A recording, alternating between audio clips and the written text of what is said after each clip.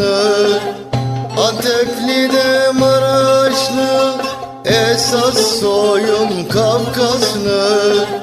Akşehir'dir yaylası, kara saçlı honamlı, kara saçlı honamlı, kara saçlı honamlı. Akşehir'dir yaylası, kara saçlı honamlı, kara saçlı honamlı, kara saçlı honamlı. Saçı kara honamlı da yiğitleri yamandı. Katı da bol olur da kara saçlı honamlı. Saçı kara honamlı da yiğitleri yamandı. Katı da bol olur da kara saçlı honamlı.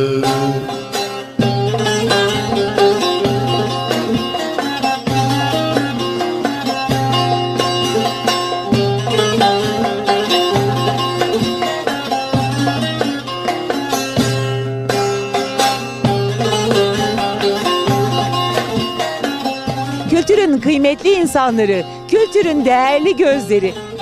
Başlıyoruz Kültür Kervanı programımıza. Hatsan Av Spor Sanayi'nin hazırlayıp sunduğu Kültür Kervanı bu hafta Akşehir Can Kurtaran Dereboynu Yaylası'nda. Siz de bize eşlik etmek isterseniz kervanımız kültür doldurmak için yine düştü yollara. Her hafta söylediğimiz gibi siz de var mısınız bizimle birlikte kültür dolmaya?